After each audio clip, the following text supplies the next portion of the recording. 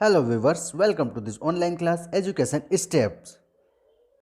आज हम 11th class की इंग्लिश टेक्स्ट बुक हॉर्नबिल का first chapter the portrait of a lady, जो कि खुशवंत सिंह ने लिखी है, उसको पढ़ेंगे और समझेंगे। अगर आप भी यहाँ पर नए हैं तो सबसे पहले इस चैनल को सब्सक्राइब कर दीजिए और पास ही आने वाली नोटिफिकेशन बेल को भी क्लिक कर दीजिए ताकि सारी आने वाली वीडियो आपको टाइम पर मिल जाए। चलिए ज़्यादा देर न करते हुए अब क्लास स्टार्ट करते हैं। लेट अस सी सम इम्पोर्टेंट मीनिंग्स। wrinkled झुर्रिया, हंग्ड टंगी हुई, ड्राइंग रूम बैठक कमरा, टर्बन साफा या पगड़ी, रिवोल्टिंग उल जुलूल, ऑफन अक्सर, एब्सर्ड बेतुका, अनडिग्निफाइड अशोभनीय, फेबल्स दंतकथा, प्रोफेट्स पैगंबर। My grandmother's, like everybody's grandmother, was an old woman. She had been old and wrinkled for the 20 years that I had known her. मेरी दादी माँ हर किसी की दादी माँ की तरह एक वृद्ध महिला थी। पिछले 20 वर्षों से जब से मैं उन्हें जानने लगा था, वह एक वृद्ध महिला थी जिसके त्वचा पर कई सारी झुर्रियाँ थी। People said that she had once been young and pretty and had even had a husband, but that was hard to believe. लोगों का कहना था कि वह कभी खूबसूरत और जवान भी हुआ करती थी और उनका एक पति भी था, परंतु इस बात पर विश्वास करना काफ़ी कठिन था। My grandfather's portrait hung above the mantelpiece in the drawing room. मेरे दादाजी का एक चित्र बैठक कमरे में टंगा हुआ था। He wore a big turban and loose-fitting clothes. His long white beard covered the best part of his chest, and he looked at least 100-year-old. वे एक बड़ी सी पगड़ी और ढीले ढाले कपड़े पहने हुए थे। उनकी लंबी सफ़ेद दाढ़ी ने उनके सीने का लगभग हिस्सा ढक रखा था और वे कम से कम 100 साल की उम्र के लग रहे थे। He did not look the sort of person who would have a wife or children. उनके चित्र को देखकर ऐसा नहीं लगता था कि उनकी कभी कोई पत्नी या बच्चे भी रहे होंगे। He looked as if he could only have lots and lots of grandchildren.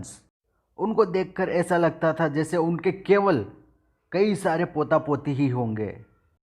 As for my grandmother, being young and pretty, the thought was almost revolting.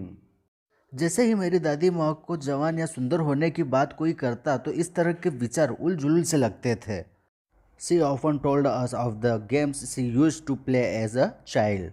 That seems quite absurd and undignified on her part, and we treated it like the fables of the prophets she used to tell us.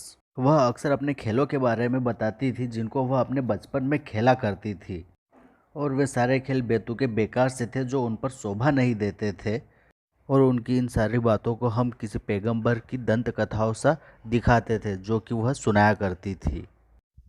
Slightly हल्की सी, criss cross आड़ा तिरछा या आड़ी तिरछी। She had always been short and fat and slightly band. वह मेरे लिए हमेशा से वैसी ही रही थी, छोटी कद की, मोटी और थोड़ी सी झुकी हुई, हल्की सी झुकी हुई। Her face was a crisscross of wrinkles running from anywhere to anywhere.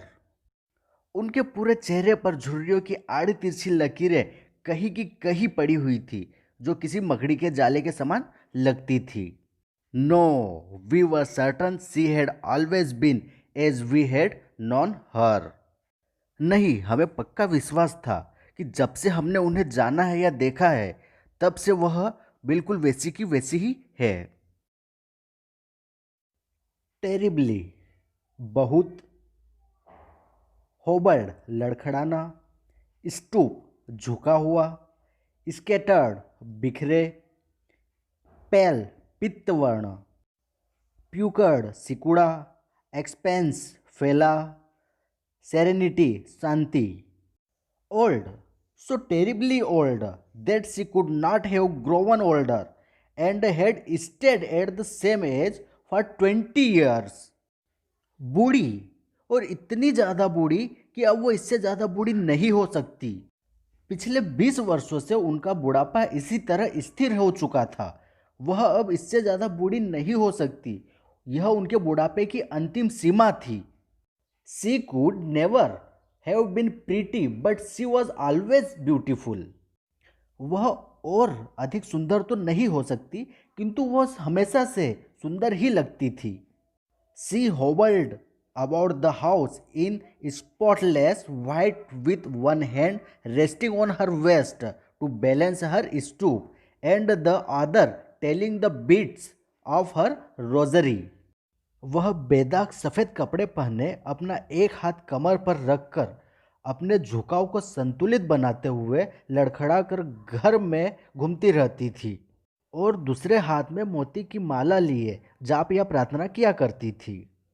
Her silver locks were scattered untidily over her pale puckered face, and her lips constantly moved in inaudible prayer. उसके चांदी समान सफ़ेद बालों की लटें खुली बिखरी हुई उसके सिकुड़े पित्तवर्ण चेहरे पर आती थी और उसके होठ बिना आवाज़ किए ईश्वर की प्रार्थना करते हुए हिलते रहते थे। Yes, she was beautiful. She was like the winter landscape in the mountain, an expanse of pure white serenity, breathing peace and contentment. वह वाकई में सुंदर थी। वह सर्दियों के मौसम में पहाड़ों का जो भूदृश्य होता है उसके समान सुंदर लगती थी।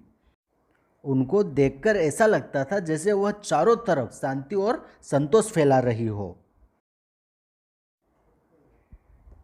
मोनोटोनस निरंतर लगातार, बोदड़ परेशान करना, फिच यानी लाना, अर्थेन मिट्टी का या मिट्टी का बना हुआ, स्टेल बासी, स्प्रेड यानी फैलाना। My grand mother and I were good friends. My parents left me with her when they went to live in the city and we were constantly together. मेरी दादी और मैं बहुत अच्छे दोस्त थे। मेरे माता पिता मुझे दादी के पास छोड़कर शहर रहने चले गए। तब मैं और मेरी दादी हमेशा साथ रहते थे। She used to wake me up in the morning and get me ready for school. वह सुबह मुझे उठाती और स्कूल के लिए तैयार करती। She said her morning prayer in a monotonous sing song while she bathed and dressed me in the hope that I would listen and get to know it by heart. वह जब मुझे नहलाती और कपड़े पहनाकर तैयार करती, उसी दौरान वह निरंतर अपनी सुबह की प्रार्थना गाया करती थी, इस उम्मीद से कि मैं उसे दिल से या मन लगा के सुनूंगा और समझूंगा। I listened because I loved her voice but never bothered to learn it. मैं उनको सुनता भी था क्योंकि मुझे उनकी मधुर आवाज़ बहुत अच्छी लगती थी, किंतु मैंने उसे ना कभी याद करने की कोशिश की और ना ही याद करने के लिए कभी परेशान हुआ। Then she would fetch my wooden sled which she had already washed and plastered with yellow chalk, a teeny earthen ink pot and a red pen, tied them all in a bundle and hand it to me. फिर वह मेरी लकड़ी की slate लाती जिसे वे पहले से धो और पोंछ रखी थी, साथ में पीले चौक और एक छोटा मिट्टी का इंक पॉट या दवा जिसे कहते हैं वो लाती और एक लाल का पेन। इन सब को एक बंडल में बांधकर मेरे हाथ में पकड़ा देती थी। After a breakfast of a thick stale chapati with a little butter and sugar spread on it, we went to school. शाम की बासी और मोटी रोटी जिस पर थोड़ा सा मक्खन व शक्कर फैली होती थी, उसका नाश्ता करने के बाद हम स्कूल के लिए निकल जाते थे। She carried several stale chapatis with her for the village dogs. वह अपने साथ गांव के कुत्तों के लिए कुछ बासी रोटियां भी रख लेती थी। प्राइस्ट पुजारी, वेरांडा बरामदा, कोरस साथ गाना, स्क्रिप्चर धार्मिक, growling गुर्राना, My grandmother always went to school with me because the school was attached to the temple. मेरी दादी हमेशा मेरे साथ स्कूल जाती थी क्योंकि स्कूल मंदिर से जुड़ा हुआ था. The priest taught us the alphabet and the morning prayer, while the children sat in rows on either side of the veranda singing the alphabet or the prayer in a chorus. My grandmother sat inside reading the scriptures. पुजारी हमें वर्णमाला व सुबह की प्रार्थना सिखाता था. जिस समय बरामदे की तरफ बच्चे एक पंक्ति में बैठकर बच्चे वर्णमाला सीखते थे या एक साथ प्रार्थना गाते थे, उसी वक्त दादी माँ मंदिर के अंदर बैठकर धार्मिक पुस्तकें पढ़ा करती थी. When we had both finished, we would walk back together. जब हम दोनों अपना काम समाप्त कर चुके होते थे, हम वापस फिर घर के लिए रवाना हो जाते थे. This time the village dogs would meet us at the temple door. They followed us to our home, growling and fighting with each other for the chapatis we threw to them. आते समय मंदिर के दरवाजे पर हमें गांव के कुत्ते मिल जाया करते थे और वे उन रोटियों के लिए जो उन्हें हम खिलाते थे उनके लिए एक दूसरे से या एक दूसरे पर गुर्राते हुए और लड़ते हुए पीछे पीछे घर तक आ जाते थे. कंफर्टेबली, आराम से. ऑल्दो, यद्यपि. स्ट्रीट्स, सड़क. कंट्री यार्ड, आंगन में. When my parents were comfortably settled in the city, they sent for us. जब मेरे माता पिता शहर में आराम से बस गए तब उन्होंने हमें भी वहाँ पर बुला लिया. That was a turning point in our friendship. वह मेरे और मेरी दादी के बीच की मित्रता का एक नया मोड़ था. Although we shared the same room, my grandmother no longer came to school with me. यद्यपि हम दोनों एक ही कमरे में रहते थे, पर अब मेरी दादी माँ मेरे साथ स्कूल नहीं जाती थी.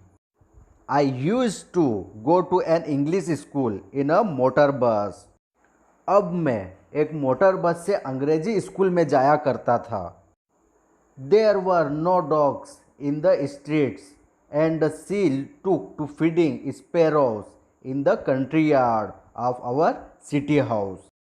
अब वहाँ की सड़कों पर कुत्ते नज़र नहीं आते थे, इसलिए मेरी दादी माँ भी अपने शहर के घर के आंगन में आने वाले पक्षियों को दाना खिलाया करती थी. इसके आगे की स्टोरी हम वीडियो के अगले पार्ट में पढ़ेंगे. Thank you for watching the video.